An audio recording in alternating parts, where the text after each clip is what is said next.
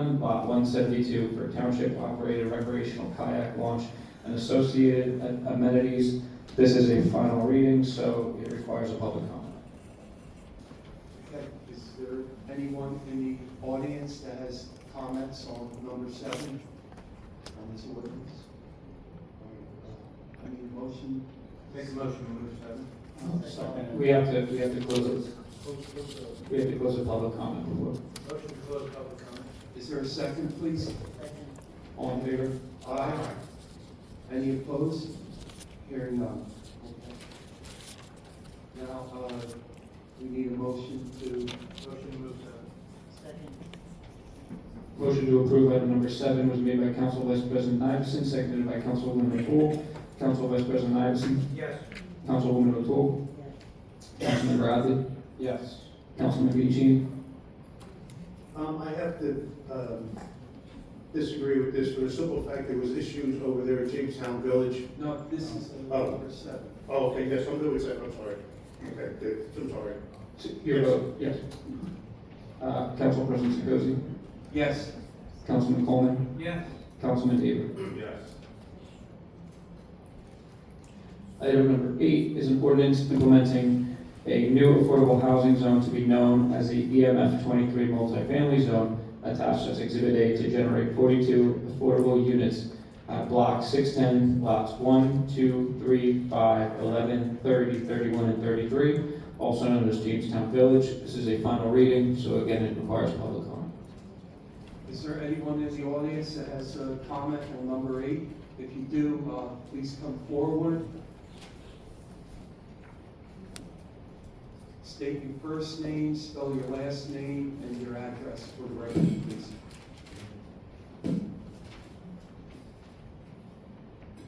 Brian Lauer, L-O-W-E-R, 119 Walnut Street, Thunder.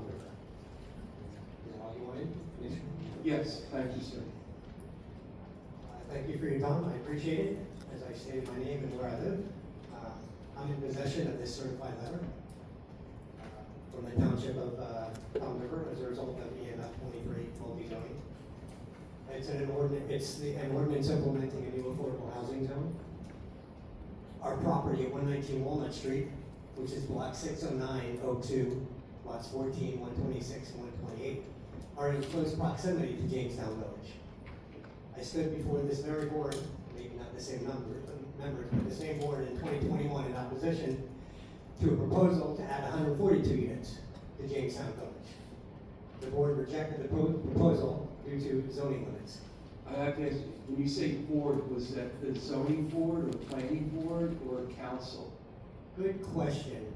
It may not have been this board, but it was a board. By assumption, it would have to be sold, would have to be sold. Okay, Zoning. all right, so So proceed. maybe it wasn't this board. Okay. So it wasn't council, it was probably zoning. Okay.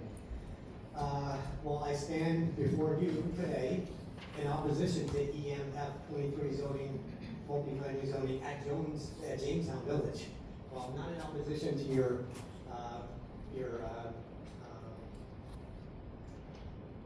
creative proposal for affordable housing. I'm just against it for Jamestown because it's in close proximity to our house. And the biggest reason is due to density of the amount of apartments on that street. For example, current apartment complexes on Walnut Street are 1, Walnut Bay Apartments, 83 Walnut Street with 100 units. Number 2, Enclave of Walnut Apartments, 91 Walnut Street, 20 units. Number 3, the residence of Walnut, 47 Walnut Street, 36 units. Number 4, Paradise Club Apartments at 17 Walnut Street, 78 units. Number 5, Walnut Hollow Apartments, which is 5 Walnut Street, 38 units. Walnut Grove Condominiums, 14 Walnut Street, 16 units. Condos at 103 Walnut Street with 8 units. And then lastly, Jamestown Village, which currently have 338 units with a proposed 42 more. It's going to bring it all these totals of 676 units on Walnut Street. Those are comprised of 1 and 2 and 3 bedroom units. So They may not all be occupied, I understand, there's some vacancies, but that's a lot of individuals on Walnut Street. I think Walnut Street has provided a lot of affordable housing, and I think we should be given the recognition of our contribution to affordable housing to the township, and give us some relief from adding 42 more. It may not sound like a lot, but some of the issues that were brought up at the zoning were parking issues, the trash removal, where it stood, the open space, the playgrounds were going to be removed. There were some zoning issues with fire alarms, which are going to be upgraded on the new units, but the old units were going to remain substandard for our current zoning. And lastly, there's a serious flooding issue on Walnut Street. And I would really like to somehow be informed of how the runoff is going to be handled and if there's going to be a retention pond or some type of pond. I see a lot of new construction going on, and everywhere there's construction, there's a retention pond that's built. So it would be really nice to know if there's going to be some type of flooding mitigation. Thank you for letting me air my views here. I have one more thing I'm going to bring up. As a property owner and in close proximity to Jamestown Village, this letter was to notify me of the zoning limits being approved. I mean, the letter, I believe, is because there's zoning limits that are going to be approved that maybe are outside the normal zoning limits.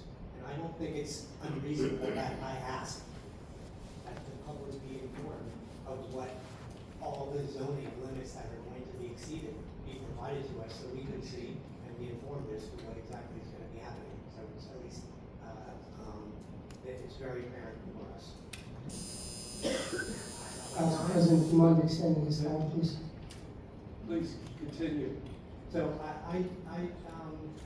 that's really pretty much it. Like I said, I want to applaud you for your creativity.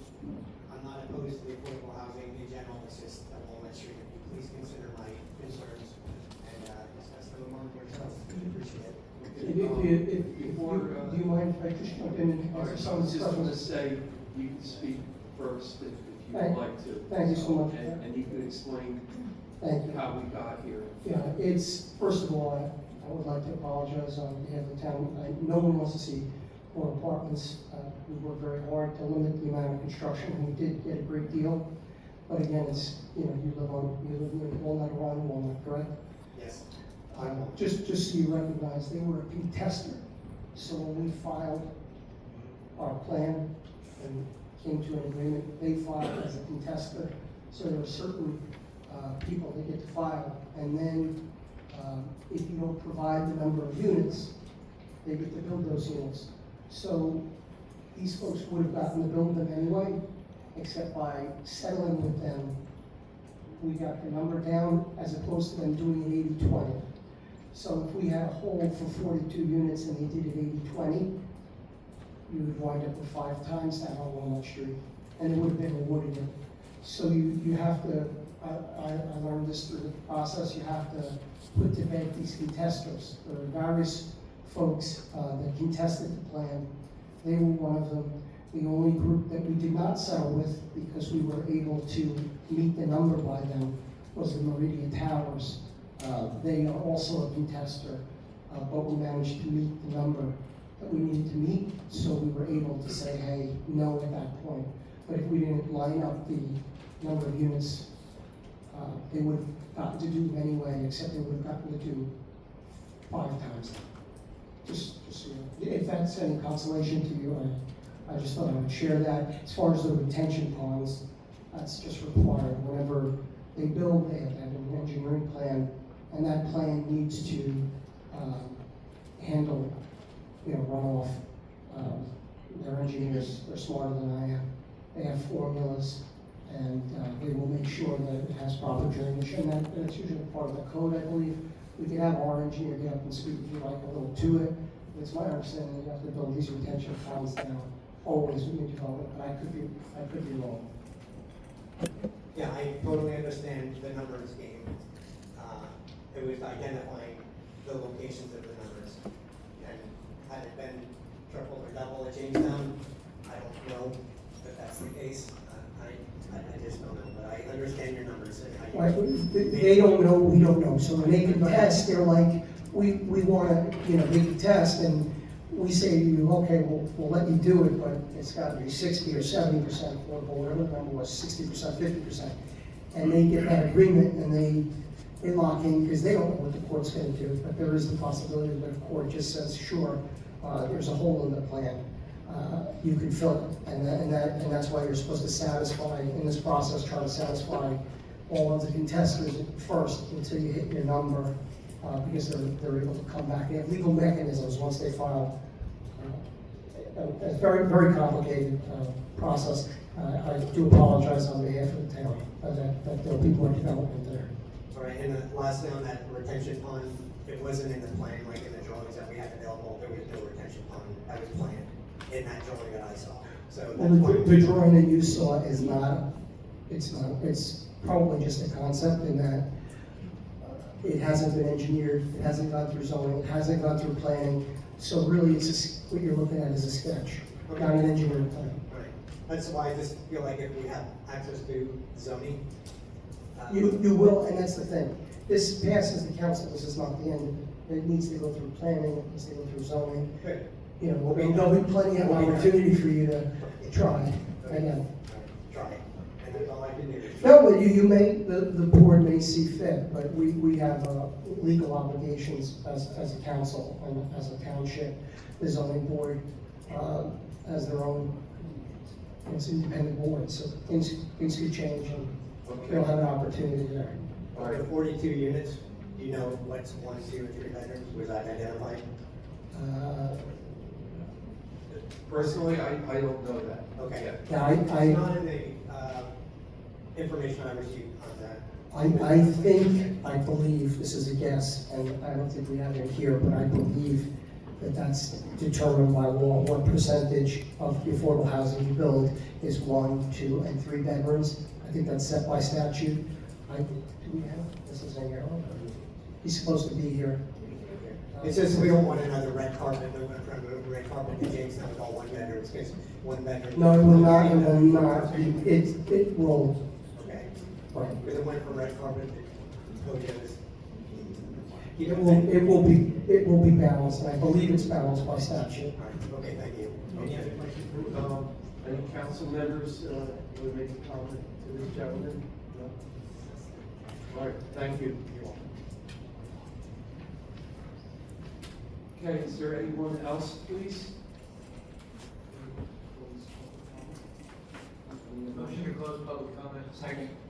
Second. Motion to close public comment was made by Council Vice President Ives and seconded by Councilman Coleman. All in favor? Aye. Any opposed? Hearing none? Okay, entertain a motion for ordinance, the final reading, number 8. Motion. Is there a second? Second. Motion was made to approve by Councilwoman O'Toole, seconded by Councilman Aber. Councilwoman O'Toole? Yes. Councilman Aber? Yes. Councilman Bradley? Yes. Councilman Mancini? Like we started to say previously, there was a lot of concerns about this area being overdeveloped already. For that reason, I vote no. Council Vice President Iverson? I understand the stormwater runoff concerns and the mandates that the town is under. This is the lesser of most of the evils, so I vote yes. Council President Scosi? We were presented with one of these options last December, and we were under the deadline to come up with solutions. Is this the best solution? No, but the problem is going forward is, what does the township do when we're directed by the Trenton to build these affordable housing units? Where do we go?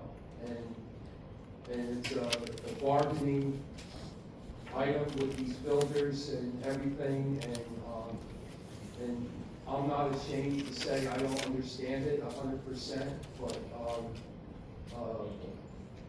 this is in my ward, Ward 4, and I hate to have more building in my ward, and I have my opinions where it should go, not there, but, so I'm gonna vote yes on this because, we have a court date coming up, and this is, part of the order from the judge in the settlement, so I vote yes reluctantly. Councilman Coleman. Yes. Item number 9 is an ordinance implementing a new affordable housing zone to be known as the HBMF Highway Business Multifamily Zone, attached as Exhibit A, to generate 4 affordable units through the construction of 2 floors atop an existing 2-story retail and commercial structure at Block 796, Lot 3, commonly known as 2008 Route 37. Again, final reading. Okay, is there anyone in the public that has a comment or questions about number 9? I need a motion, seeing no closed public comment. Motion. Second. All in favor? Aye. Any opposed? Hearing none? Okay. Motion to move 9. Second. Motion to approve item 9 was made by Council Vice President Iverson, seconded by Councilman O'Toole. Council Vice President Iverson. Yes. Councilwoman O'Toole. Councilman Bradley. Yes. Councilman Bianchini. Yes. Council President Sakozy. You see how we're trying to meet our quota? This is for only 4 units, so, and we gotta get to that, magic number, and, I vote yes. Councilman Coleman. Yes. Councilman Aber. Yes. Item number 10 is an ordinance enacting an amendment to the existing Cooper Colladino redevelopment plan in order to generate 6 additional affordable housing units by increasing the permitted dwelling unit per acre from 10 to 18 in the Cooper Colladino redevelopment area. This is a final reading. Okay, is there anyone in the audience that has a comment or questions about ordinance number 10? Okay. I need a motion to close public comment, please. Council President? Yes. I would just like to interject that this is actually the prior round. So these units were part of the prior round. I believe, correct? So just so you know, these were slated for that and not part of the current round. I believe. So what are you saying? 3? So we can use them in this round, but they were part of the third round. The 3rd round, okay. Yeah, so you know, there were nice new apartments built over by the VA. It's in there. Yeah, okay. All right, thank you for clarification. All right, so did we close public comment yet? Not yet, we need the motion. I mean, Motion to close public comment. okay. Motion to close public comment is made by Councilwoman O'Toole, seconded by Councilman Bradley. All in favor? Any opposed? Hearing none? Okay, I need a motion for number 10, please. Motion made. Right, okay. And is there a second? Councilman Coleman made the motion, Councilwoman O'Toole seconded. Motion was made to approve item 10 by Councilman Coleman, seconded by Councilwoman O'Toole. Councilman Coleman. Yes. Councilwoman O'Toole. Yes. Councilman Bradley. Yes. Councilman Bianchini. Yes. Council Vice President Iverson. Yes. Council President Sakozy. Yes. Councilman Aber. Yes.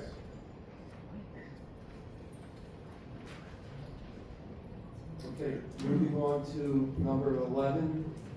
Number 11 is an ordinance to exceed the municipal budget appropriation limits and to establish a cap bank, NJSA 40A 4-45.14. Again, this is a final reading. Okay, is there anyone in the audience that has questions or comment about number 11? Well, it has to be somebody, this is pretty important. Just, would you like me to jump in? Well, We can have I'll guys close on. public comment first then. All right, Motion to close. is there a second? I'll second.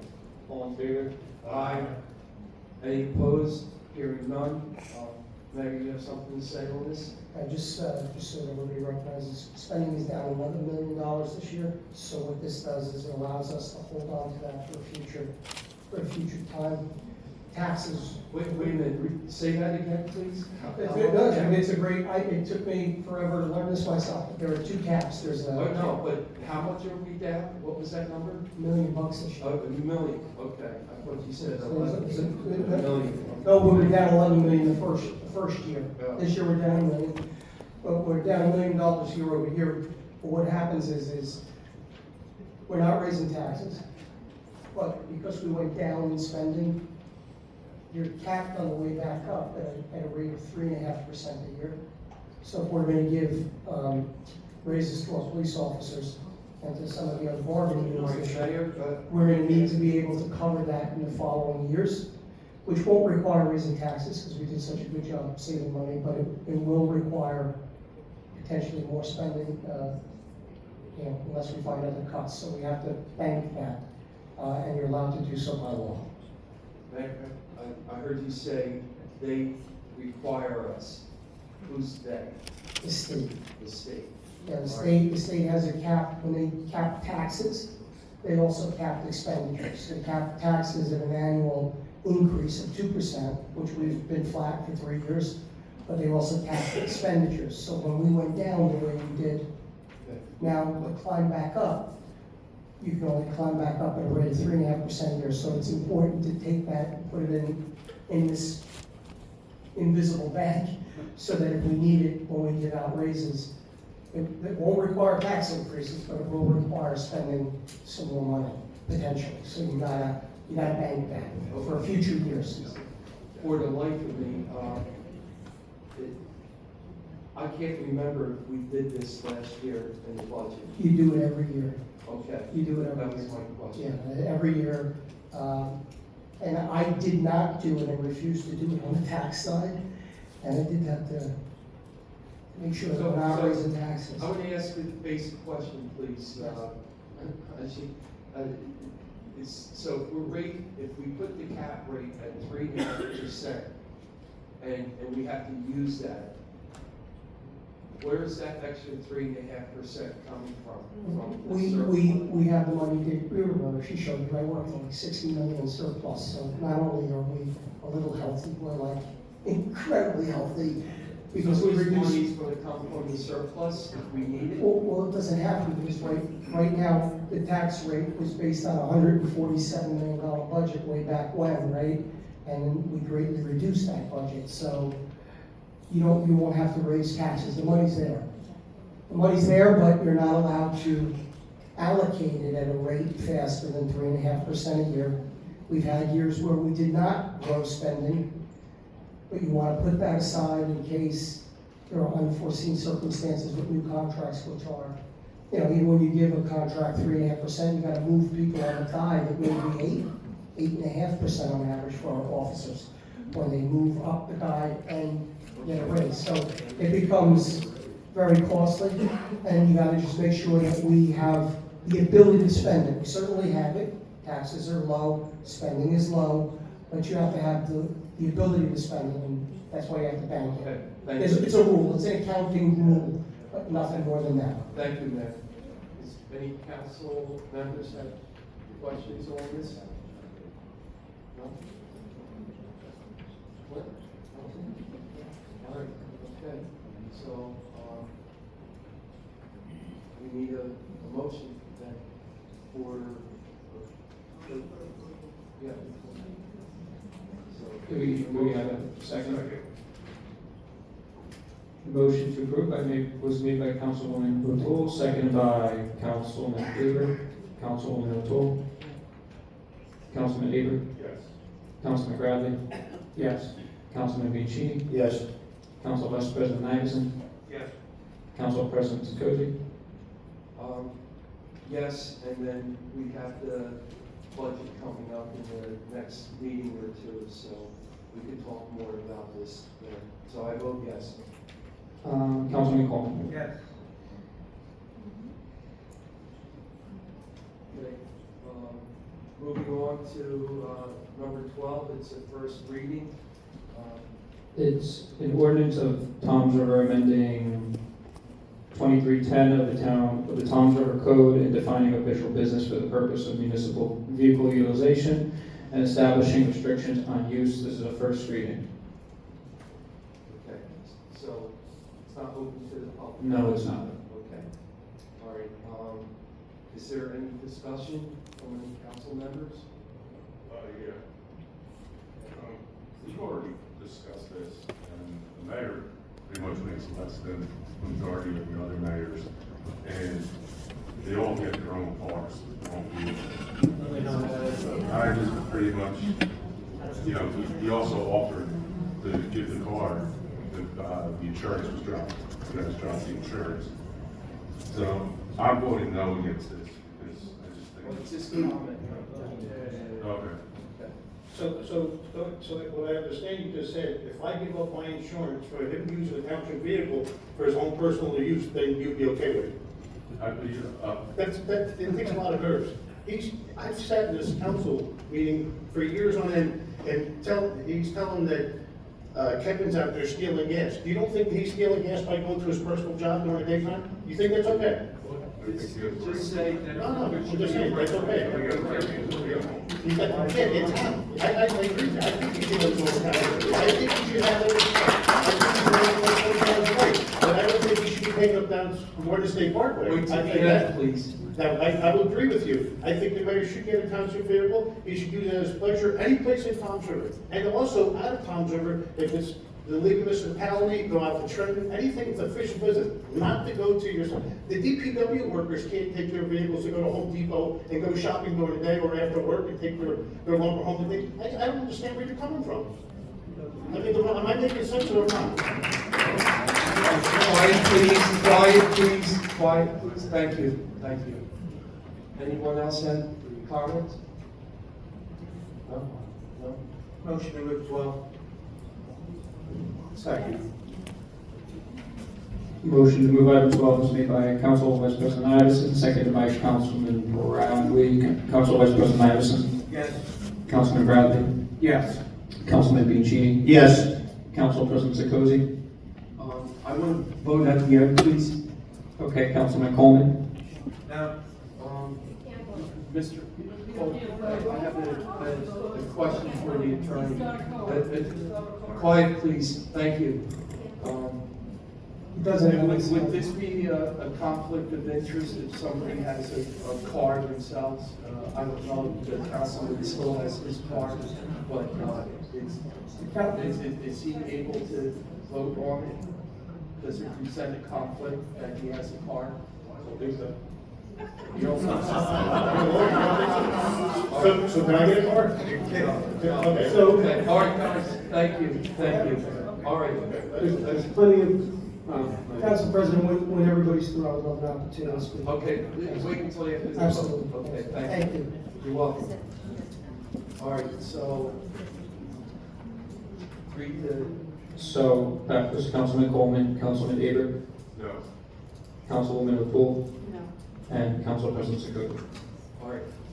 So before I vote, everything that Councilman Bianchini said, I agree with 100%. No one's taking the car away from the mayor, okay? Also, I don't think any council person in my history of this town, any councilman having a car. I could be wrong, but I don't think so. There's a lot of firsts here.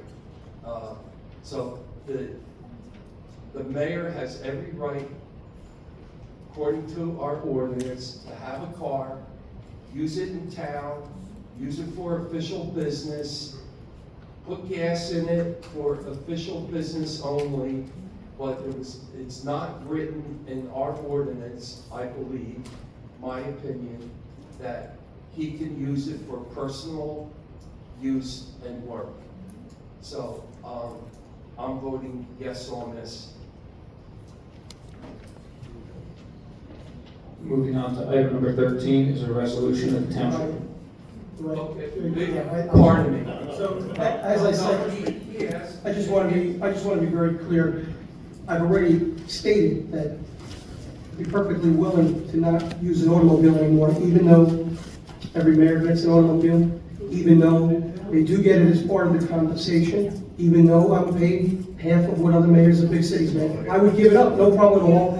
And we had 2 ordinances on 3 the last time around. I said, if you guys are willing to take away the health benefits from MUA commissioners who only serve a half an hour a month and pay $40,000 a year, we pay for that, for them to be there for a half an hour a month, that I would gladly give up the car because that would save some real money. I also said, and as far as the ordinance and the policy and the ordinance, the chief of police, the business administrator, and the mayor do get a vehicle for personal use. It's in there. It's in the policy. So it is part of the compensation, but I would gladly give it up if you folks would save the taxpayers some real money. Again, per person at the MUA, if they're all on a family plan, you're talking about $250,000 versus a car that's a 6 or 7 year old car. Like I said, I'd gladly hang up the keys in town hall and never use it again, even though it wasn't purchased by me. Mayor? Hang on. And finally, like I said, we did this already, but you guys tabled those ordinances and then stuck this back on. I'm perfectly willing to give it up. Again, you know, Dave, how much work I put in, how much time I put in, and you know, to be on council is 2 meetings a month, and then for most people, they just hang it up and go home. You know, this is a 24-hour job. So, as for example, Mr. Councilman, and some of the councilmen up there, I won't name them, but if they're on a family plan and they get the $10,000, it's $50,000 a year for 2 meetings a month. The mayor's job is a 24-hour job. I make less money than the guys who cut the grass. I get a health policy, and I get a car. And the only people that are really muttering in the back are the people from the political club. Everybody else is listening. See, there they go. Quiet, please. But that's okay. Like I said, I will give it up. Just give me an ordinance, take it away from the MUA and take it away from council. I'll sign them all. Thank you. That's all. Mayor, the only way I can respond is when you had the majority on council and yourself, I asked you in an agenda meeting one time, about the car. Okay, we talked about the 2003 car that Mayor Kelleher had at the time, and thank God it's still being used. You donated it, so. It had $70,000 on it, so he drove it around quite a bit. That was the time that you should have changed the ordinance, No. or you did a proposal on that, No, okay, when you had the majority. Lastly, another thing I want to jump in on, just lastly, and this is a legal matter, and there are some lawyers up on the dais that you could ask. This is also an administrative function, which is why the current ordinance states the mayor sets the policy, council ratifies the policy. It's again one of those Faulkner Act issues Okay. that we've been talking about having you guys go to school and take some classes on. Policy, administrative functions are administrative functions. You get to vote on the policy when it's set. You have an opportunity to vote on the policy, but you don't have a right to set policy as a council. So, but I will give it up. Like I said, I will give it up if you guys give up the healthcare, if you take it away from the MUA. I mean, the MUA is ridiculous. Once a month, half an hour meeting, hard. Full healthcare. Mayor, so I'm glad you brought up the classes for the government, and the clerk can testify I'm in town hall, like every other day, sometimes every day, and I ask them, when are the classes coming up? They're working on it.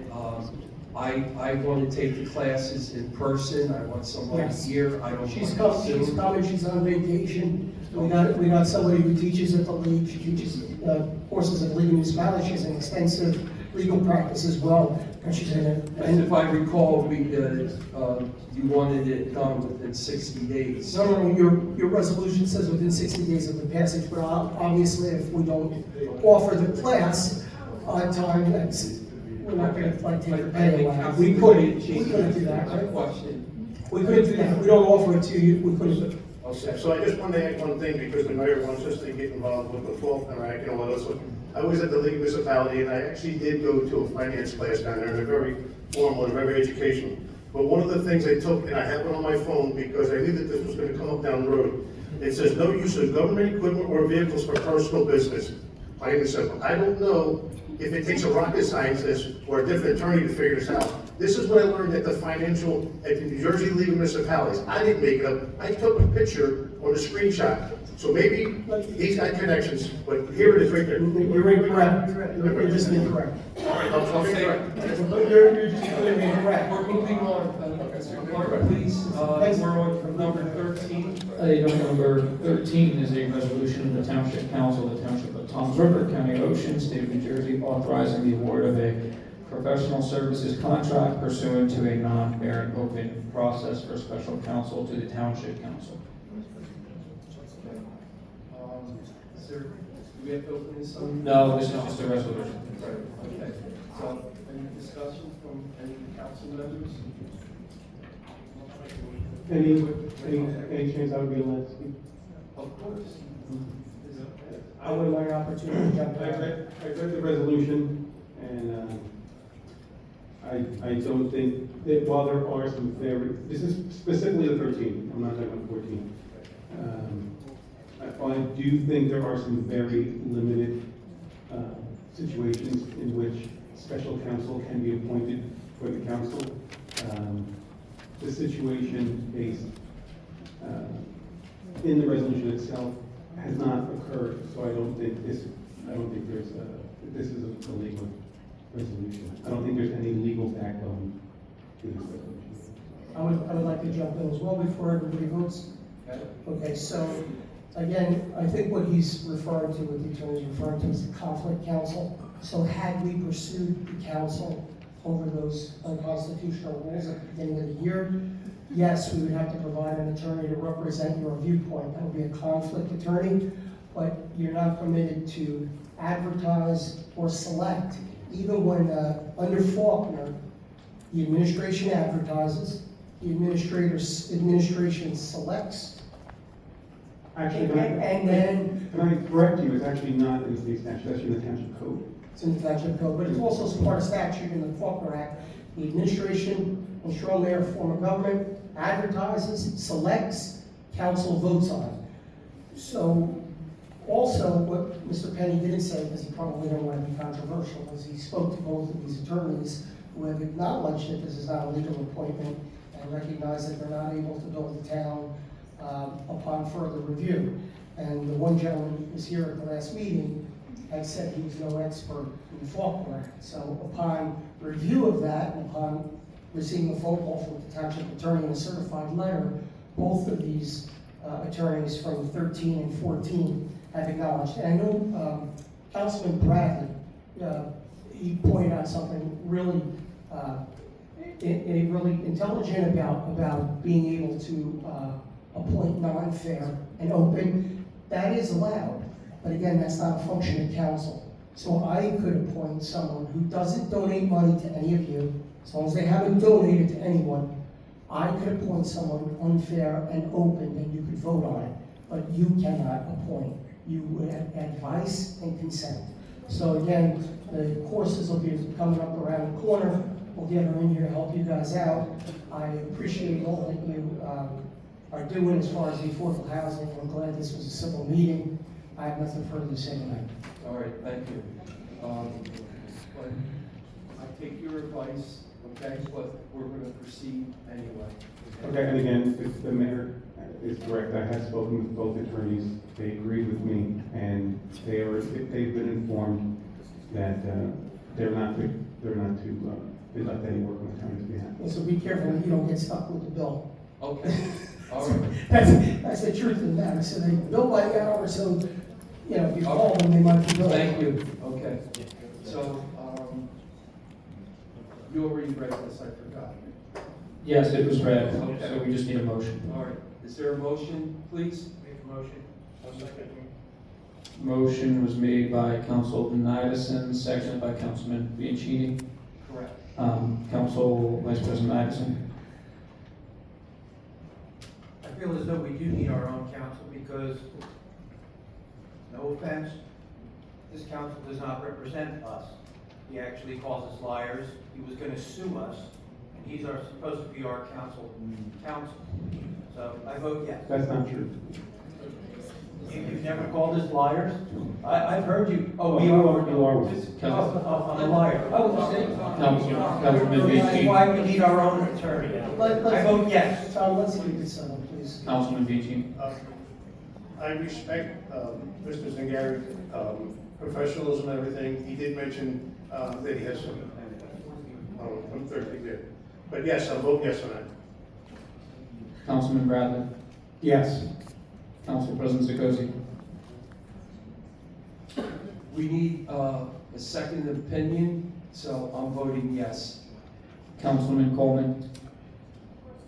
No, it's illegal, so the answer's no. Councilman Avery. No. Councilwoman O'Toole. Okay. All right, thank you. Moving on to number 14. Council President, I just wanted to interject one other thing. If you give me one more second, I'll be real short. Okay, The other thing is at the last council meeting, it was represented by some folks up on the dais that the gentleman who you wanted to appoint to advise you on affordable housing was an affordable housing guy with this extensive experience. And it turns out, respectfully, he's sure he's a great lawyer, but he's not representing a single municipality in the state of New Jersey in round 4. So, again, this is why you put it out for qualifications, and you see what people have done, and then the council votes on it. And I believe the current affordable housing date, you voted for him, so, and you know, that's a really good deal. So, again, he hasn't done anything for any other town this round. He recognizes that he can't be appointed and he can't be built, so all this is symbolic. we know. Thank you. So it's on the record, but we knew that. Thank you. All right, so number 14, read that into the record. Number 14 is a resolution of the Council of the Township of Toms River, Ocean County, New Jersey, authorizing the retention of special affordable housing council by the governing body. Okay, is there, Motion to move 14. Can I just speak real quick? Just like two sentences, really short.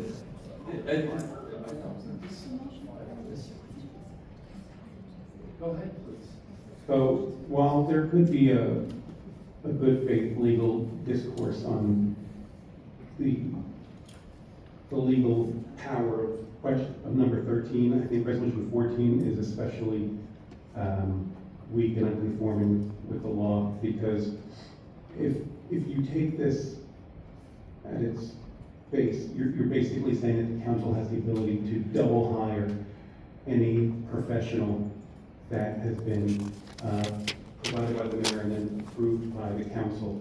So what, we're gonna have 2 labor councils, we're gonna have 2 condemnation councils, we're gonna have 2, just because you guys don't get along, that's not how the Faulkner Act works. You can't, that's not what it does. And like I said, I've had a nice conversation with Mr. Zeniak. He's a esteemed attorney, his reputation precedes him, but he hasn't done any fourth-round work this year, and he agrees that this is probably not the way to effectuate what you're trying to effectuate. Okay, well, I find it strange that he hasn't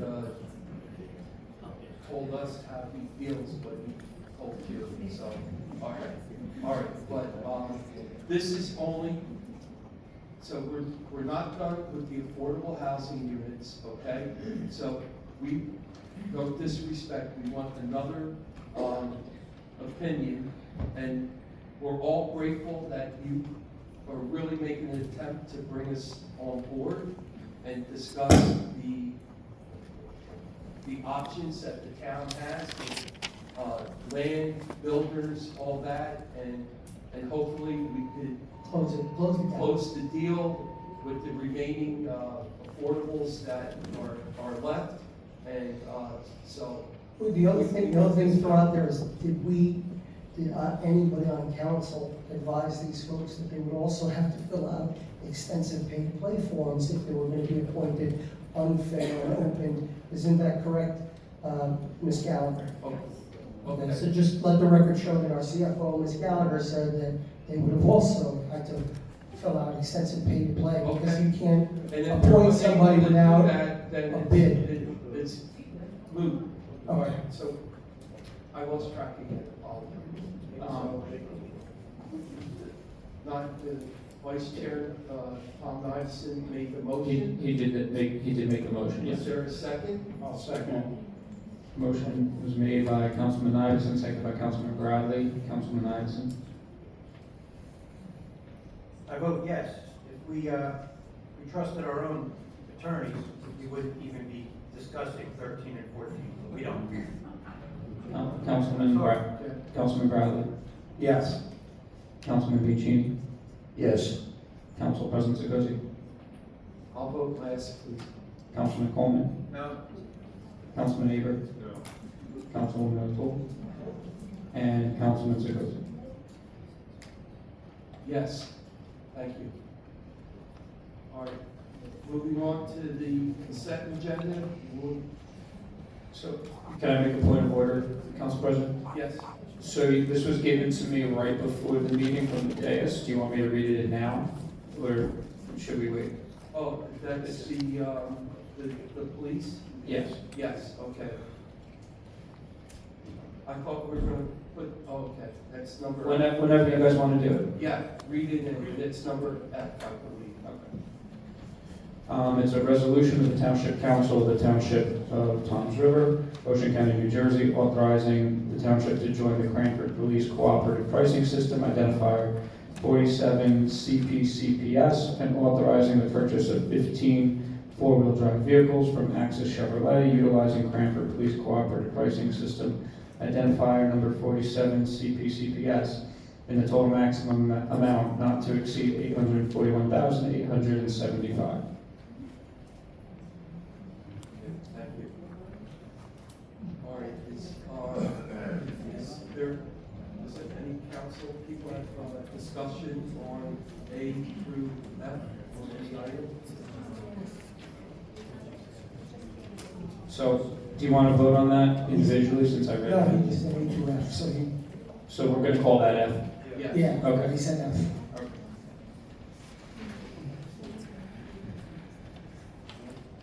Motion to move consent items. Second. Motion to move the consent agenda without pulling anything off was made by Council Vice President Iverson, seconded by Councilman Coleman. Council Vice President Iverson, Yes. Councilman Coleman, Yes. Councilman Bradley, Yes. Councilman Bianchini, Yes. Council President Zakozy, Yeah, it's A, B, C, D, E, and F. Yes. Councilman Aber, Yes. and Councilwoman O'Toole. Yes.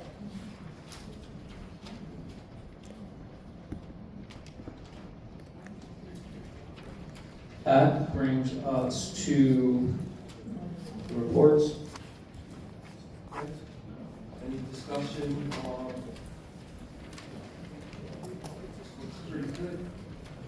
Building department. That's going to be, April will be in May's meeting, the reports, so. Yeah, that's why it's not on. Okay. Then I'll make a motion to approve. I'll second it. Motion to approve the reports was made by Councilman Coleman, seconded by Councilman Bianchini. Councilman Coleman, Yes. Councilman Bianchini, Yes. Councilman Bradley, Yes. Council Vice President Iverson, Yes. Council President Zakozy, Yes, Councilwoman Aber, Yes. Councilwoman O'Toole. Yes. Moving on to the approval of the bills. I need a motion. Second. Motion to approve the bills was made by Councilwoman, Councilwoman O'Toole, seconded by Councilman Coleman. Councilwoman O'Toole. Yes. Councilman Coleman. Yes. Councilman Bradley. Yes. Councilman Piccini. Yes. Council Vice President Iverson. Yes. Council President Segosi. Yes, Councilwoman Baber. I have to abstain from PO number 26-01578, vote yes on all of it. That brings us to public comment. is there anyone in the audience that, okay, please come forward. State your name for the record.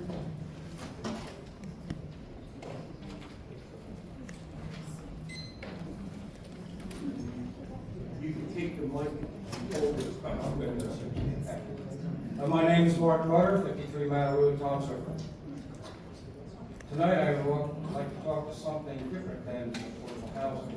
I just wanted, for some people, you might not know, Mr. Muller was the township clerk for many, many years, and he was also our mayor here in Fox River. So he's been decades of civil service, and community, and he's a good guy. Thank you. Go ahead. Tonight I would like to talk for a few moments about liquor licenses. We have in Toms River over 50 licenses. Licenses for consumption, bars and restaurants, licenses for distribution, liquor stores, and licenses for social clubs. They are all regulated pursuant to state laws and local ordinances. You, the governing body, town council, you are the issuing authority. You annually renew existing licenses, you transfer licenses, and you activate dormant licenses. The municipal clerk administers all of this. It is one of the most important of all of your many responsibilities. Tonight, I wish to speak about one license in particular. It will be coming before you soon, and I ask that you start thinking about it now to give it additional consideration, as there are grave concerns, safety concerns, about it. In 2024, the planning board approved an application for a site plan at the intersection of Hooper Avenue and Fisher Boulevard, the old Monty's Restaurant and Bar, and golf ball driving range. The board approved of this land use application for a bar and a restaurant to be combined with an active shooting range. Yes, a shooting range. The liquor license for this bar at this location is now inactive. But when the current construction is completed and the bar is ready to open, it will come before you to decide whether to activate it. Most licenses are routinely renewed, transferred, or activated. But when it comes to this specific license, I urge you, the council, to give it the very highest level of consideration. Is it really a good idea to have a facility serving alcohol, to have a shooting range as part of it? Is it really a good idea to have a facility serving alcohol, to have a shooting range as part of it? No doubt about it, liquor and guns are a dangerous mix. And I need not remind everyone that a short walk from this property are an elementary school, intermediate school, county college, and church. I ask that you have a law department research what can be done about this. Yes, the planning board can give us land use approval, but it's just that, a land use approval. But it is you, the council, who govern the liquor license. Should activating the license be denied? Should it be activated? If activated, can reasonable restrictions be imposed on the license? If so, what kind of restrictions? Authorize the bar to be closed when the range is open, or vice versa? Prohibit the use of certain types of ammunition at the range? Require security officers at both the range and the bar? You need to seriously consider rejecting the idea of having a complex in our town that combines a bar with a shooting range. and this means rejecting any request for you to approve of activating the license. At the very minimum, you should get advice from law enforcement professionals, the local police department, the county sheriff and prosecutor, as to how to handle the alarming potential situation of guns and alcohol at one site. As the former clerk of our town, I'm aware of no similar situation in all of New Jersey, the combining of a bar with a shooting range at one property. And trust me, I'm not against guns. We all have Second Amendment rights. But it is not unreasonable to be worried about guns combined with alcohol at one property.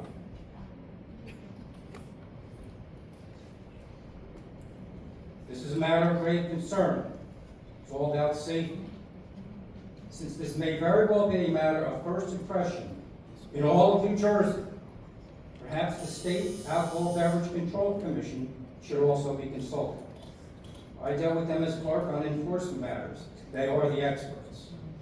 When this comes before you, probably later this year, whatever you do, please think long and hard about all of this, remembering that public safety and the protection of life are the highest calling of public service. Well, thank you.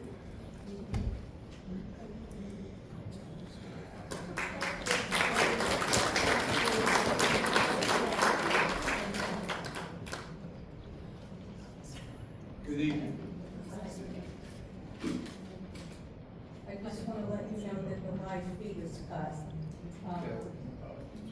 Julie Adams, 69 Cedar Grove Road. First off, I wanted to talk about this first reading with the personal use of the vehicle. I know it won't be for a final vote for until the next meeting. However, I want to bring to everyone's attention, Councilman Coleman, you must vote abstain. I don't care what the legal counsel for this government says, that is unethical behavior. Lamb had voted on an ordinance that benefited him personally with the seller's CO, and he was called out on it. And subsequently, he called out to Cozy and told him he could not, pretty much insinuated he could not vote on any issues in the downtown area, which he complied with because he owned property in the downtown area. You have a vehicle for personal use, which is very, very questionable. Why we are paying our tax dollars for you to have a vehicle, totally inappropriate. But it would be totally unethical because you're already benefiting from this, and you would benefit if it went your way. So you better think twice and sleep on this, because it's totally inappropriate what you've been doing for the last 2 years. And if you vote, it's not an extension, that is totally a conflict of interest and unethical.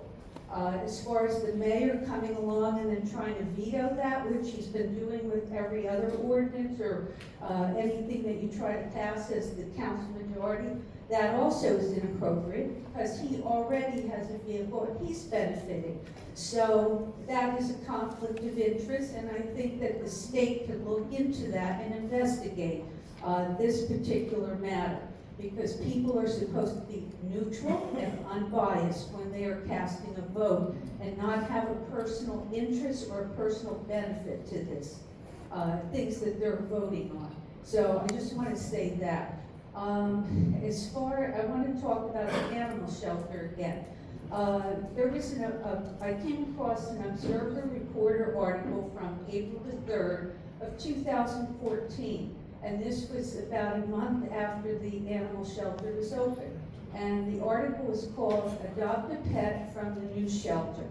And in that article, it stated that the shelter was not only a state-of-the-art facility, was approximately 8,000 square foot, and it noted that the kennel housing for the canines had clear walls rather than cages or bars.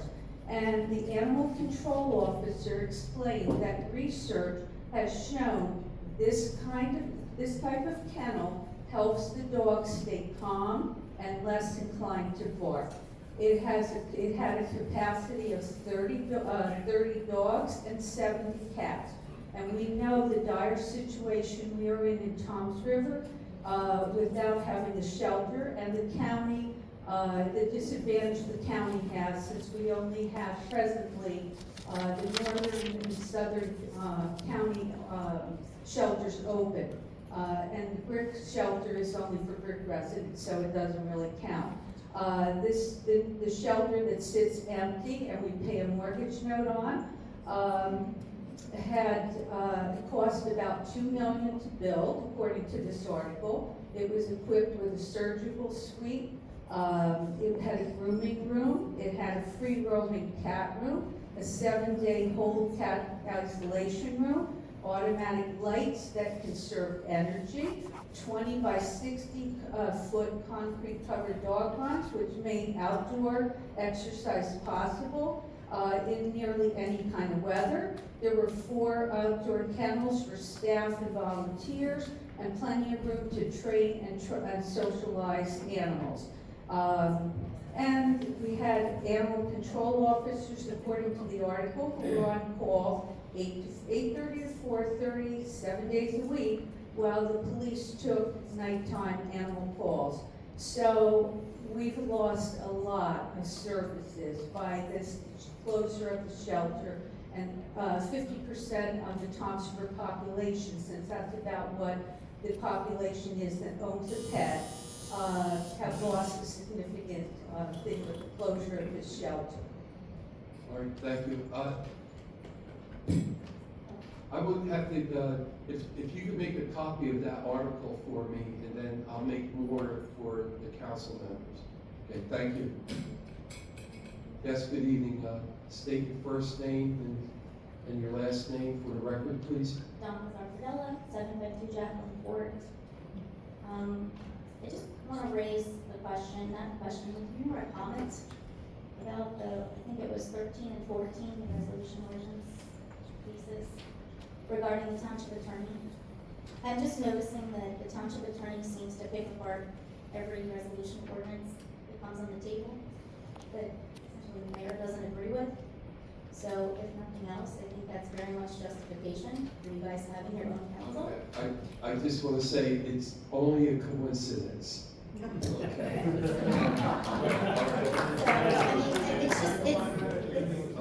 It's just something that I'm sure I'm not the only I'm one. trying to, thank you. Right. That was But a I know great I'm not the comment. only one that notices. All And right. I just want to Okay, point that is out that why? because.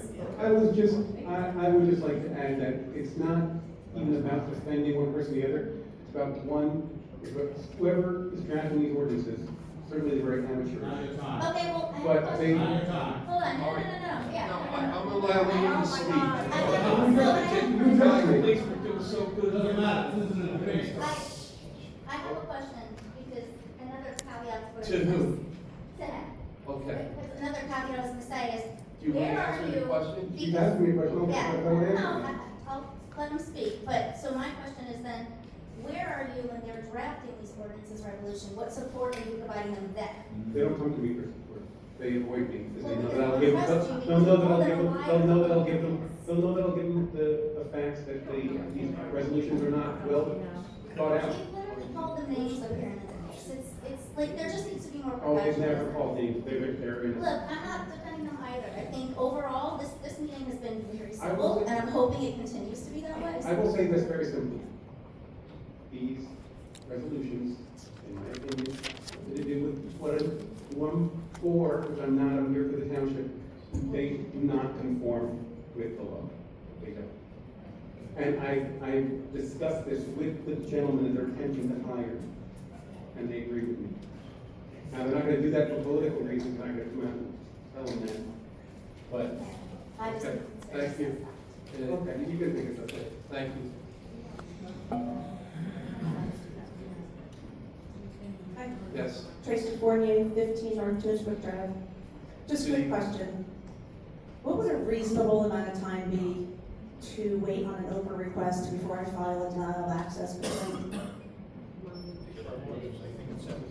Not 7 months? No. Thank you. Thank you.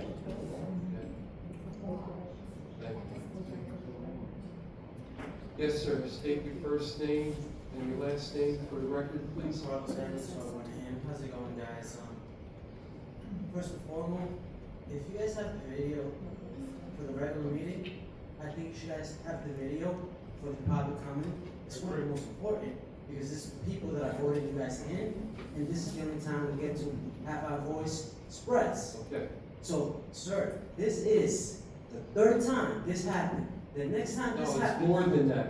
Well, since you said that this would not happen, this is the third time. So next time that this happens, sir, I don't know what you're gonna do, but you're gonna hold yourself accountable for this. And you're gonna hold whatever's turning, whatever's turning that switch off, guess what? Their paychecks will be turned off as well. We can't do that. And I have no control over that gentleman. So who does? The mayor only? So our voice is not That's being why heard. we have backup here. So, Thank God, this yeah, gentleman okay, don't. okay. Okay. So then, I would like to speak to my representative, Harry. As one of your people from your area, I would like this fixed. Speak to the mayor. You're still here, I'm still here. So, your voice, our voice don't count? I want an answer. Absolutely, I'll speak to them about it. Thank you. It's not, everybody's here. He decided to leave. He's getting that extra paycheck, so come on, let's use it. Now, that's that. It's back and forth with the attorney. I was here the other day handling some paperwork. I actually saw him early in the morning. When I see I have a conflict that I cannot get everybody in the same party together, I get somebody that can help me bring them in. Maybe get that second attorney to help you get that in. Because before, there was somebody that used to sit in that seat that we all know. I can't pronounce his name very well. Very tall, big man. Lagogan. He was able to work a little bit better with them. I'm not saying, but everybody can see the little differences. Yes. But once again, what I'm saying is, he is the boss, but you are the face that is representing him right here, right now, and representing all of them. And if they feel like they're not getting their fair share, try to get something in there to help. Because look, the thing. Hire another attorney illegally because they. Not illegally, because if we all on board and you can make this happen, it can happen. Because that's where you're there, to make sure that whatever they're gonna be doing, you are corrected to make it legal. Are you okay with taxpayer? Are you okay with taxpayer resources being spent every time they have an itch, that they don't trust the mayor with what he's saying, that we need to hire a second professional who's already All right, hired? thank you, Council.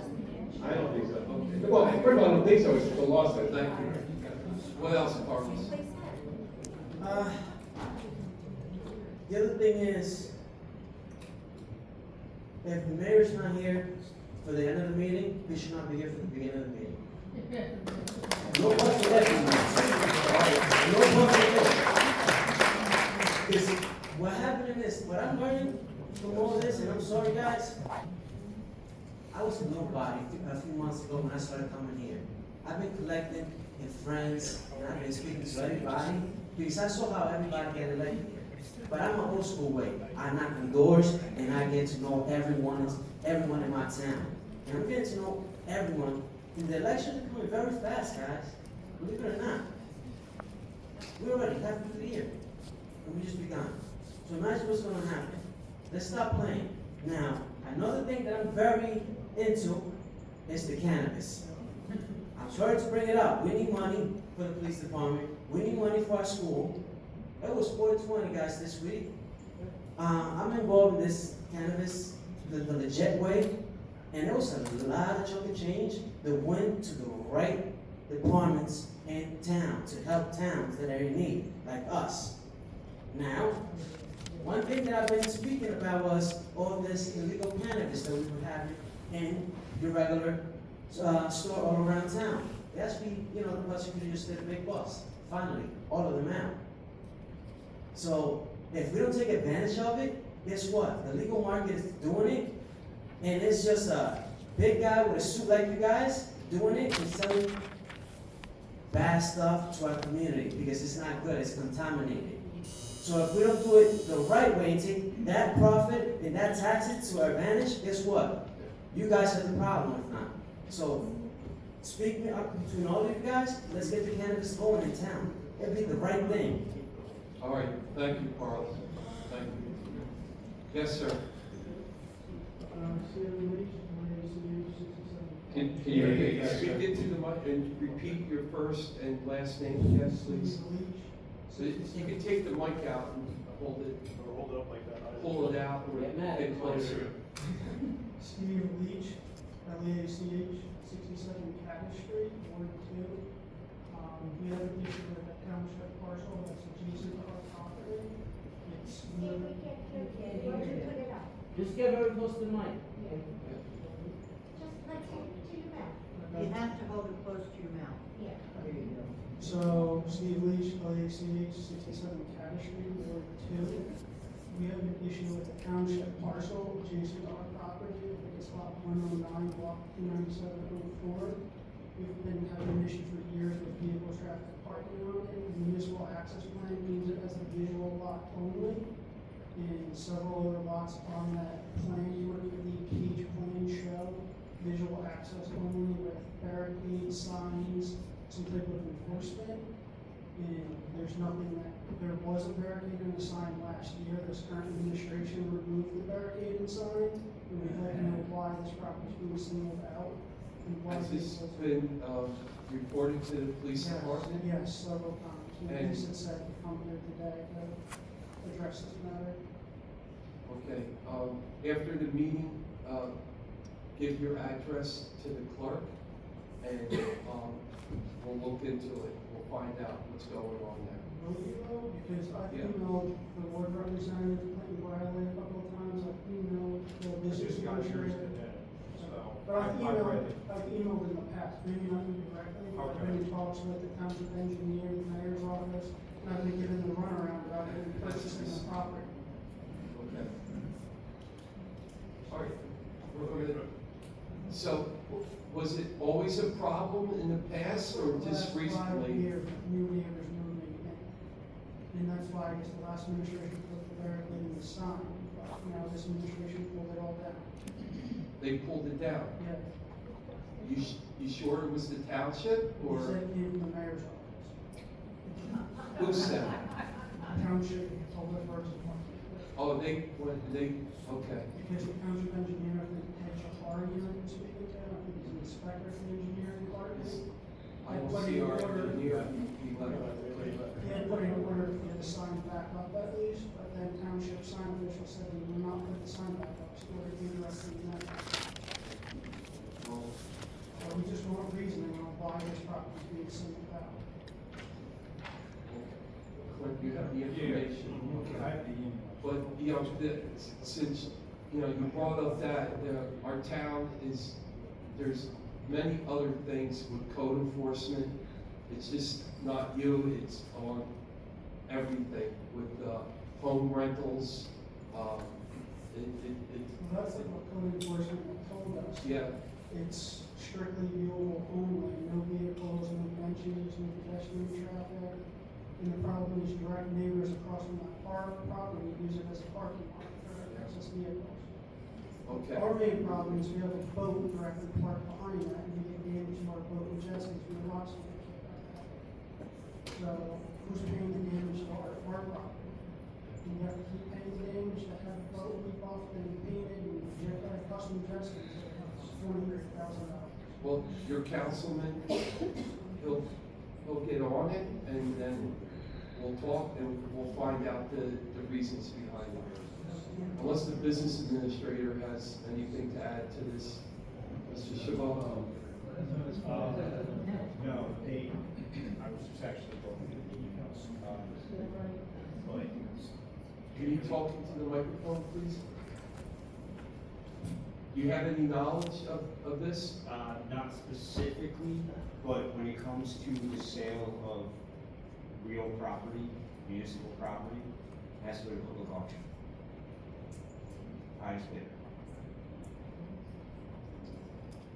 So you're saying this property was sold? No, we were to sell it. It has to go to public auction. No, he's not talking about that. He's No, talking I about. was addressing the possibility first. Yeah. And I talked to Drew and Leonard Yeah, last May. no, but he's talking about the parking, enforcing the rules on the signs. Why were they taken down? Obviously, that was before I was. Okay, all right, I'll look into it. all right, then. Thank you. Yeah, just give them, your name and address. And your cell number would be good too. Good evening. Good evening. I don't have to take the mic off. Actually, my question was for the mayor. First Oh, name, I'm sorry. last name. Sir. My name is Robert Silva. I live on Monitor Drive in the Snug Harbor section of Toms River. Thank you.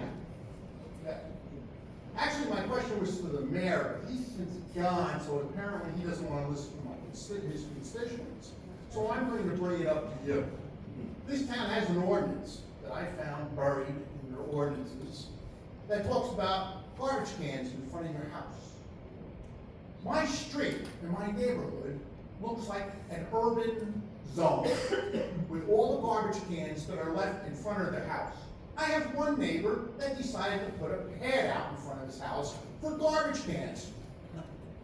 Now, I'm not paying a hell of a lot of taxes, so to speak, but I don't have to be turning around and looking at garbage cans. The guy across the street from me, his garbage can's been out for 3 years. He's got a basketball hoop that's broken that's laying in the front of his house. My other one has a neighborhood that looks like Cosmo's junkyard. So, sir, you're saying that if they don't bring the robo cans No, they don't out bring in, the cans they in. just leave them out? Yeah. They leave them The on ordinance the says street the all the can has to time? be behind the property line, the house line. They leave them out in front.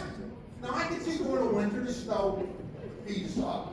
But now, summer's coming, I don't wanna have to look at garbage cans all the time when I go in there.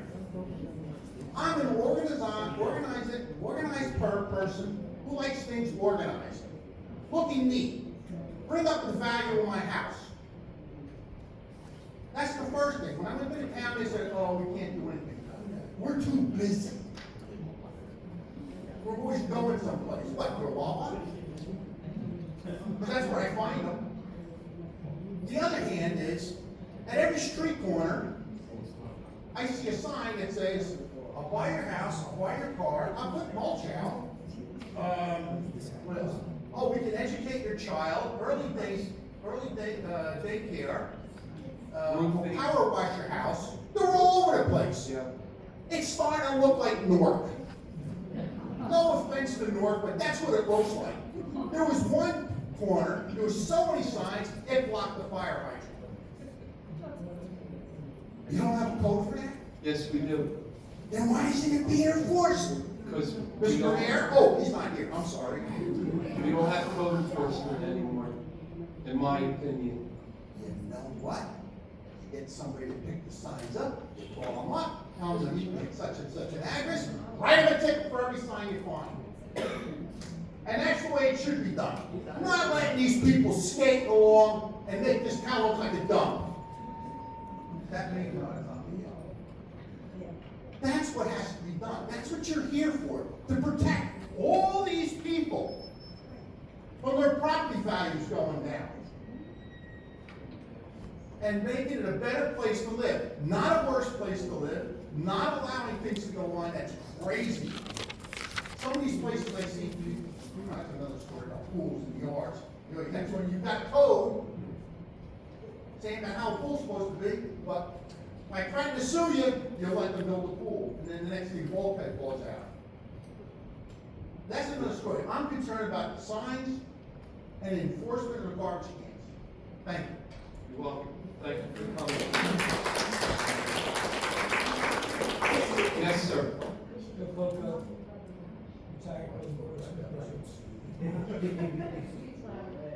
You know code, retired code enforcement. Sir, excuse me. Sir. What'd I do? Can I respond to him? Well, Send him the record? you should talk to him after No, the, I think we should, All right, go ahead. Records, okay. As far as signs and everything, I so, agree. sir, so he's a retired code enforcer from Tom's River from Okay. years ago. So, okay, pick it up.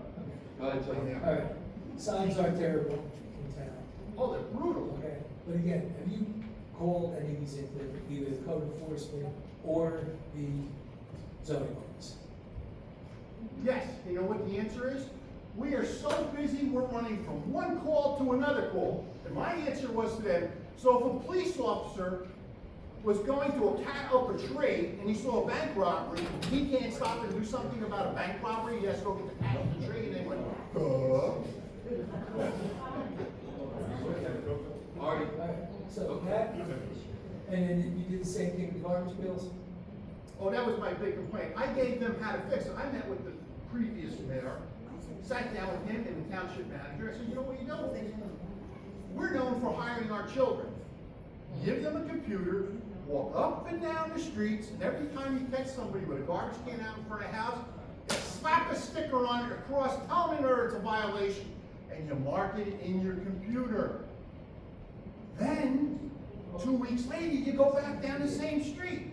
If there's a garbage can in front of that house, bada bing, you get a ticket. My suggestion, all right, call it in, tomorrow morning, call these in, jot it down, write it down, so you have a record.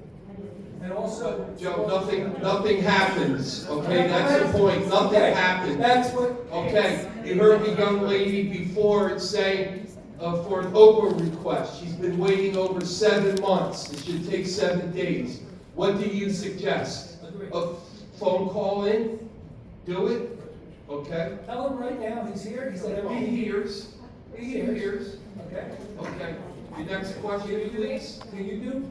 Your next question, please. The signs, Stan took over 200 signs like 2 weeks ago, sorted them all out, sending letters to the owners, pick up the remaining signs, and if not, they're gonna be fined. Already something we're working on. What else?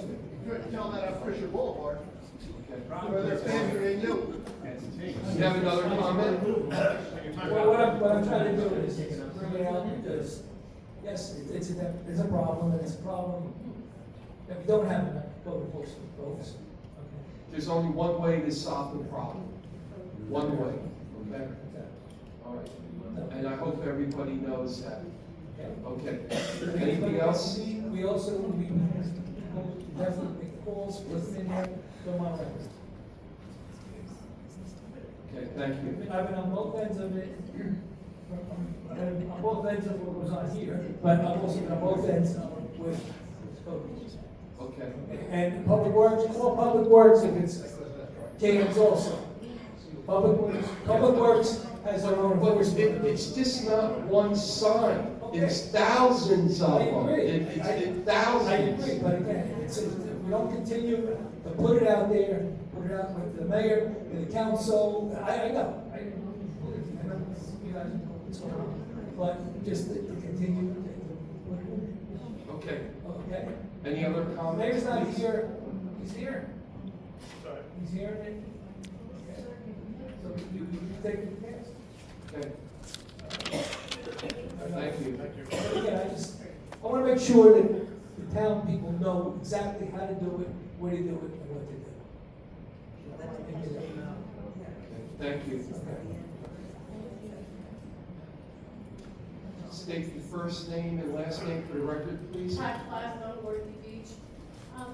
Last year, there was the mayor had talked about how the heads of the department, if they came to these meetings, that they had to get paid overtime and all of that stuff. Now, having been a teacher, if I had to do something at night, that was part of my contract.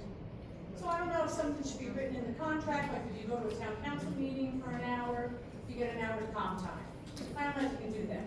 But last year, I questioned Justin Lamb and said, why are we paying, because he's talking about paying this overtime, why are we paying for 2 lawyers? Because at that time, it was Pascarella and McGuffin would be here. And Justin said, oh, we've always had 2 lawyers here. And I'm like, No, you didn't. So, I'm looking now that there's only, I'm talking about here at a council meeting. I'm not talking about in your office. Okay. But here at a council meeting, why, last year, Justin said we have to have 2 here, but this year we only have 1 here.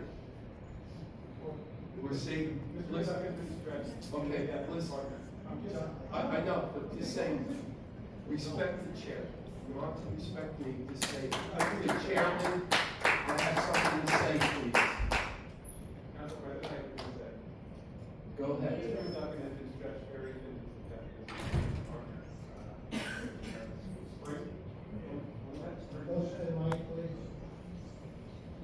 As you may or may not know, Mr. McDuffie has a relatively small firm with a lot of clients, and his partner recently unexpectedly passed away and has been stretched out of him since then.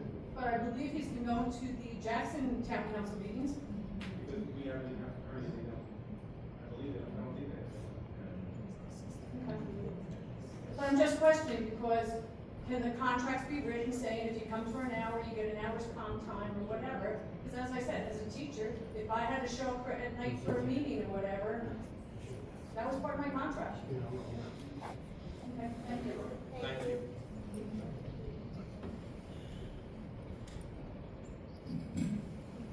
Julie Adamant, I think the gentleman about the robo-cans might be out of the room right now, but I just want to comment about this. I would recommend that anybody listening, anybody in this room, we do have code enforcement. It is a small staff compared to what we had before. We definitely need more code enforcement.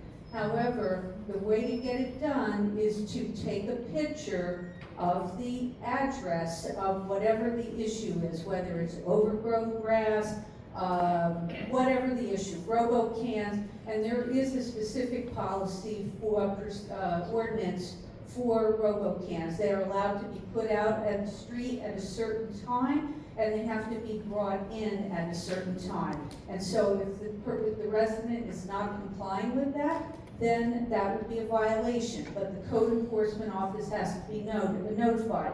So I would recommend anybody that wants to file anything with code enforcement, that they take a picture of the situation, and that they email the department. This way there's documentation that they can retain. And if necessary, they just keep coming back and back and back to the council meetings until people get tired of hearing about it, and that's what I do. Thank you. Thank you. Good evening, Mr. Sakozy. Chris Raymond, I live on Flag Street. I would say through you to the town attorney, you're not here to be a cheerleader, you're here to represent everybody. And just sitting in the back, sir, with all due respect, you're not doing it. A couple concerns I have is that there's 2 officers here tonight, which means there's 2 less officers on the road. Mr. Roderick speaks about all this extra money we have.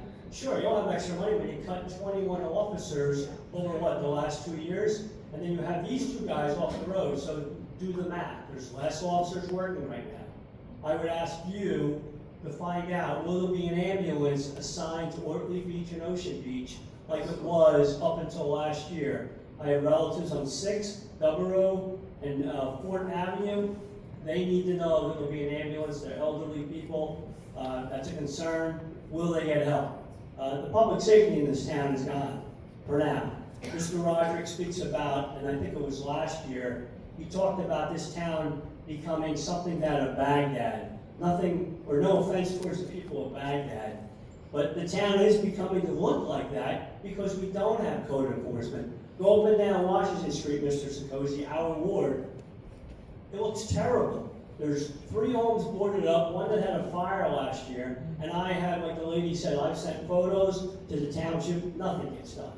It is, I'm not going to use the words, but the town is not being kept, it's not being cleaned, and I think we're in for some worse days with the way he's cutting the budget for public safety. People won't care until they don't get an officer at their house, until they don't get an ambulance at their house, and then maybe they'll care. Sure, we'll cut the taxes, at what cost?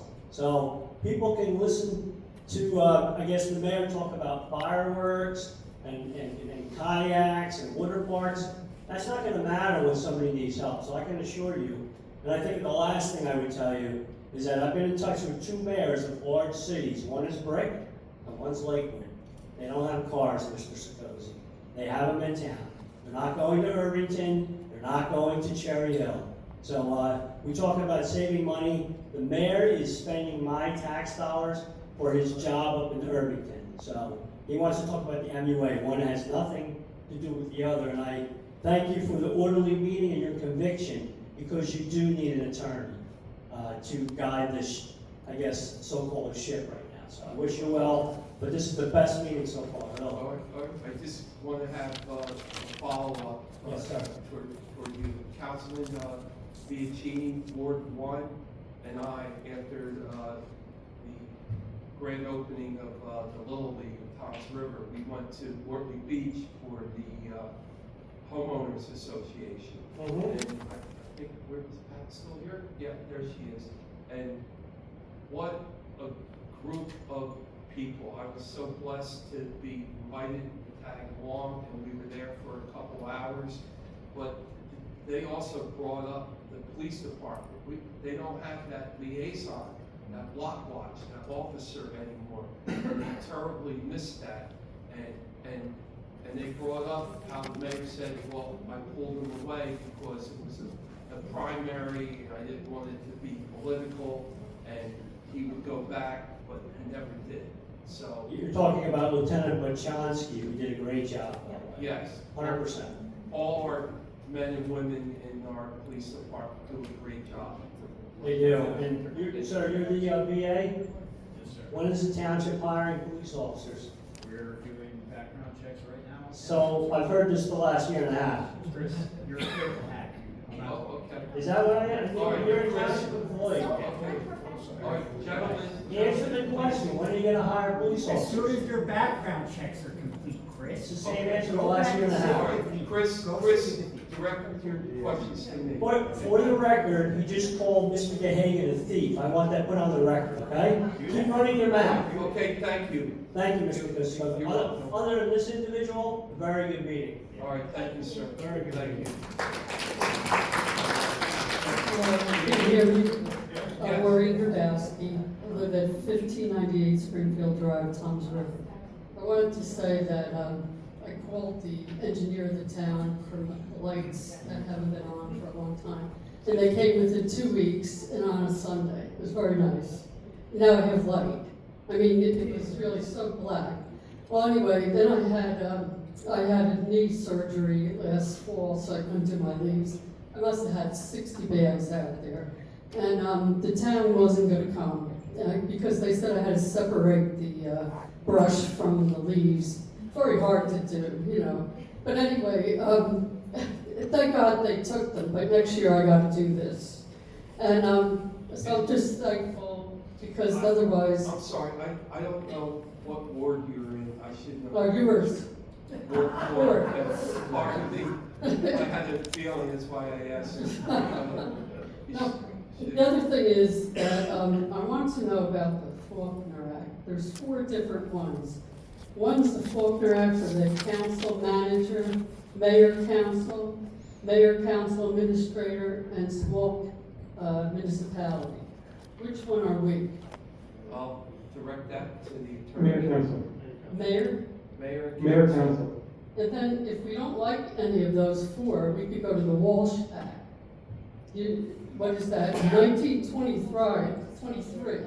the municipal management law had 4 forms of municipal charter law called the Faulkner Act. Are you suggesting changing the form of government?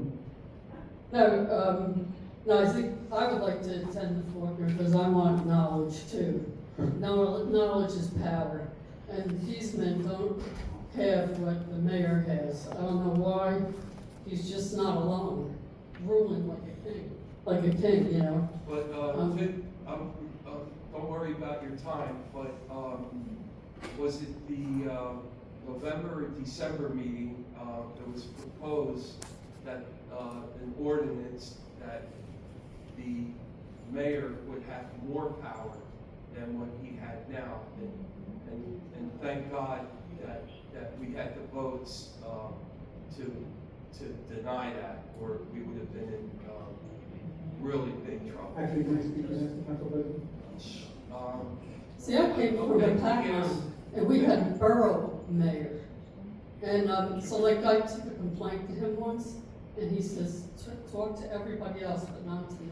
Okay, so it he was wants different. to, you want to chime in on what I said, or what she? What you said, those ordinances were more to conform our township code to state statute.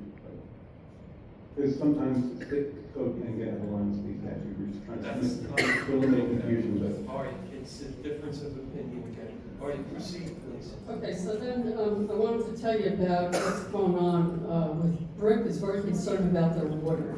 They have a meeting tonight, a public hearing, because of this company, that's gonna wanna expand their asphalt. And it might get into their water. It's called Stavola. Stavola. Did you ever hear of it? Stavola. Well, yeah, and, well, that's, I'm concerned about, well, today is Earth Day. So about all, like this AI facility, what if they change the, that, what we have over there in the fields? What if they all of a sudden put an AI there? Can they do that to us? At the, CBI. Yeah, but because they're screwing with people and they're moving in without people's knowledge. And they're taking over water and air. People are going to ERs in different facilities like Maine and other places. And I'm just wondering if it could happen to us. It's called IA Data Center Resistance. Maine has one. It's a moratorium the governor put on to, because right now they don't have any environmental restrictions. So I was just wondering in the future what you guys are gonna do. And I hope that the mayor utilizes all you professionals, and not just your husband yourself. Thank you. Thank you. Yes, sir. Good evening, Paul Williams, Wall Street Conference.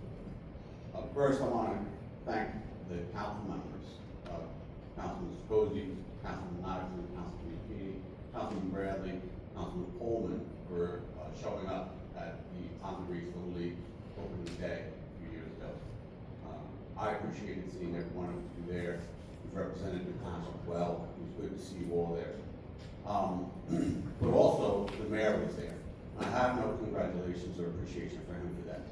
And Dan Roderick has been an elected official since 2017.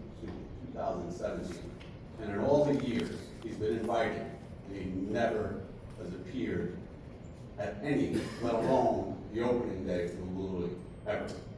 However, he did show up the other day. But he also brought a videographer.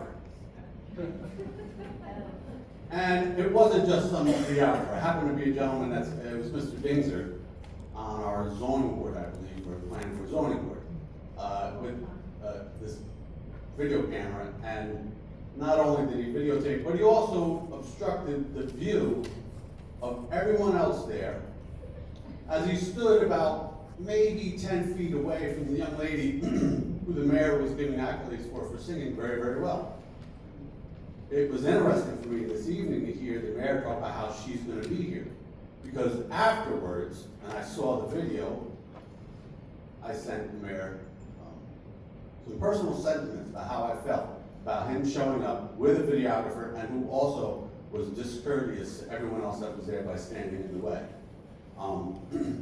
And what I gleaned from that was that the mayor is in full-on campaign mode. Full-on campaign mode. He's running for re-election. He announced his election about a month ago, and that's where he's at. And tonight was the first time I didn't hear him talk a lot at a place. Instead, it's an across-the-room kind of puppeteer game going on. He happens to have Mr. Penny as his mouthpiece now. Okay? And I got to tell you, as an attorney who is the assistant township attorney, who sits here and doesn't give this council legal advice, instead publicly criticizes the majority of this council on some of its, and he's sitting there with his doofy bobblehead, exemplifying the unprofessionalism, the childishness of him, exemplifying the petulant child behavior that usually sits over here. No wonder they are so attached at the hip. It's no wonder. But I applaud you and I encourage you to keep going and attempting to get another piece of advice, since we're stuck with him for whatever reason. I don't know why Mr. McGuckin is here. Because even though Mr. McGuckin and I are adversaries in some litigation, I respect Mr. McGuckin, I respect his knowledge, I respect his decorum. I have no respect for Mr. Penny, none whatsoever. He's a disgrace. He has lied to this council. He has. Didn't you lie to this council? And here he is again. Didn't you lie to this council? And here he is again, demonstrating the similarities of the petulant childishness, because he even said it this evening, when someone said about calling names, and he sits back and says, well, don't they call me names? Grow a set, dude, and grow up. Really. To this council, however, and through the council president, please continue to do what you do. I believe personally you're on the right track in attempting to get another attorney that's going to represent the interests of this council and not so much the interests of this mayor. Because no matter what he says out of his face about how he's here to represent the town, he's not. He's here to give advice to this council, to this governing body. That's what he's supposed to be doing. And for him to sit here on this dais amongst you and publicly criticize you is disgusting. And there's no good reason for you to trust the advice that you get from him. None. So please keep going, gentlemen. Thank you. Mr. Poole, have a good night. Is there any other public comment or questions for us this evening? Okay, I need a motion. Motion to close. Second. Comment. Motion to close public comment was made by Councilman Iverson, seconded by Councilman Bradley. All in favor? Do a roll call. Okay. Council Vice President Iverson to close public comment. Yes. Councilman Bradley. Yes. Councilman Bianchini. Yes. Council President Scosi. Yes. Councilman Coleman. Yes. Councilman Faber. Yes. And Councilwoman Toole. No response. Moving on to elected officials comment. Yes.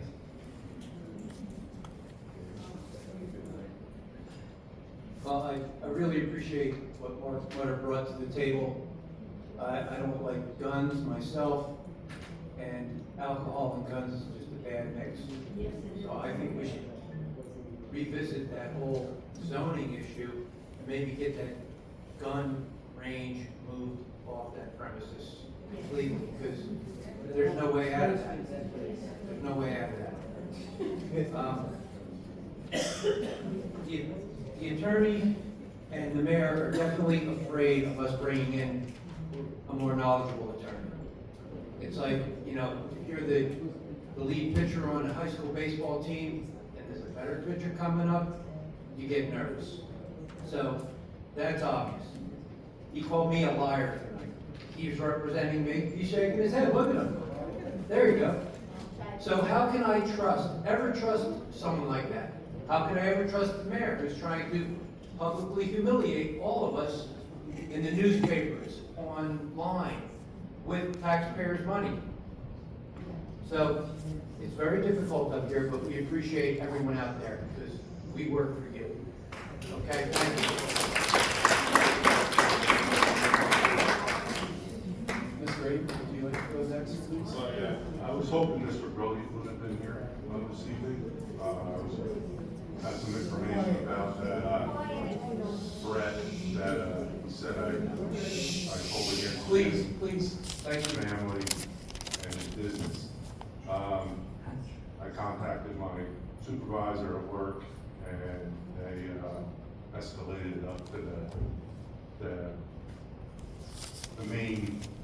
main board up there. I work for a very large company. And they're looking into it, and I should have some information on it soon. And another, I filed a police report on it the following day or the day after. But, you know, we're gonna have some information on it. Who's pulled my work email and started posting threats. It's all false, and I'll have the proof for it. Everybody, probably within a week, probably by the next meeting. Thank you. Well, thank you for bringing that up. Thank you, Council. Mr. Coleman, would you like to go next, please? Councilman. Unfortunately, Julie, you don't know what you're talking about, and I'll tell you why. And I've been very calm listening to you before, and unfortunately, a lot of things you say are not accurate, but let's not even go there. But the one thing that does bother me, the one thing that really bothers me, you said, I use the car for public use. Absolutely, well, personal use, I'm sorry, personal use. Absolutely 110% incorrect. The only time I use the car is for doing ribbon cutting, promoting Toms River businesses, and I'm always happy to see me there. I usually put anywhere from 2 to 2.5 hours for each ribbon cutting, never asking anything in return. I'm happy to meet with new business owners and tell them they're so happy that they're opening their business in Toms River. The rest of the time, that car sits in my driveway and you can come by and check any day. And matter of fact, often, if I have to run an errand for myself in conjunction with a ribbon cutting, I take my own car because I don't want to be accused that I'm using the town car for personal use. I've used exactly 2 tankfuls of gas in 2 years. So I'm really pleased to promote Toms River businesses, and that's the only thing that car is used for, and come by my house and check. It's in the driveway 90% of the time. And if you'd like to see me, I've got another ribbon coming up very soon. By the way, guess how many other people from this dais come to visit and support ribbon cuttings and the businesses? Only Council President Jacozzi has been there a couple of times. I've done about 25 of them, and again, I'm very proud to promote Toms River and Toms River businesses, and that's the only thing I use that car for. So don't tell me I use it for personal use. That is absolutely 110% false. Only for Toms River businesses and primarily for ribbon cutting, and that's it. So I'm sorry, Julie, you are wrong. Thank you. Okay, Councilman Bradley. Good evening, everybody. Just wanted to say thank you to Drew and the DPW for going to get clean up along Yellow Bank by the pond there. It was pretty bad. A resident let me know. Sent the email out with pictures. They're going to go out and fix that. And to the gentleman from 67 Caddis, I will look into that for you. I will not forget about that. I have your email, I have all the pictures, and I will work with the rest of my councilmen up here to get that rectified. And everyone get home safely. And be safe out there. It's starting to get warm. People get a little bit crazy when they drive. I want to thank everybody for coming out here tonight. It seemed like that we're moving forward in the right direction.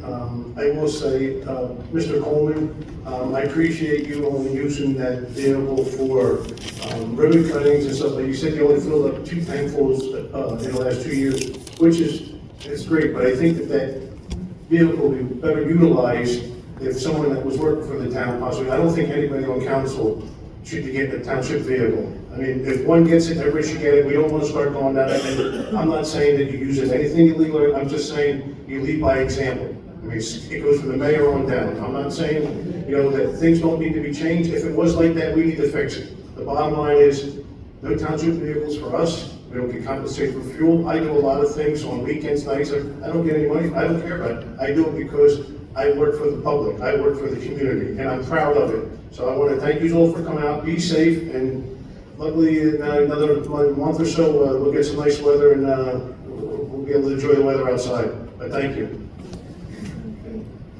All right, so I'm going to finish up. It was a good night tonight. We had a little bumps there, here and there, but going forward, our agenda meetings are getting much better. They've been civil the last couple meetings, some humor in it, and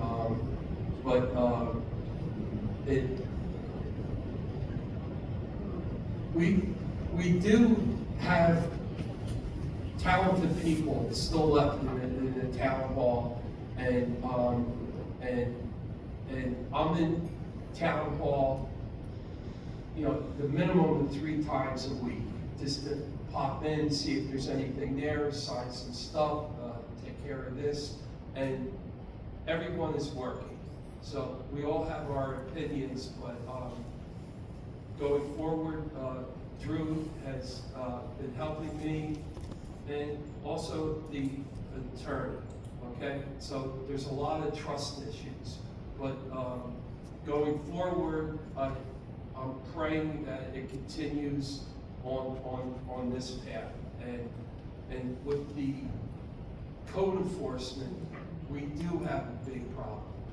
And to me, the biggest problem in Toms River right now is not the affordable housing issue. It's the rental issue. It's the rental issue. My neighborhood off Brookside Drive up on Ocean View has changed in the last 2-3 years. I mean, we have 8-10 cars in one driveway. We don't have one robo-can and one recycling can. We have 3 or 4 robo-cans and 2 or 3 recycling cans in front of these homes. And it's putting pressure on our school system, but everything from A to Z. So we want to tackle that down the road, and we can't do it without you, and everybody says it. Really, thank you for coming to these meetings tonight, and you got to do it, and it was a privilege to be in Ortley Beach this past Saturday with the association, and I hope Councilman Biagini invites me again when the next one comes up. And I'm not a tech guy, so I don't check my township emails previously, and now I'm on the phone and I'm checking. But to get to the ribbon cutting, we were completely frozen out of these. We had to hear secondary that there was a grand opening, or the pictures, or the river companies, and that's the reason why I didn't show up or others didn't show up. But going forward, if I could make it, I will do more, but I need a phone call or a text to get there. So God bless everybody. God bless Toms River, and good night. Thank you. We need a motion to adjourn, guys. Is there a second? Second. Okay, all in favor? Aye.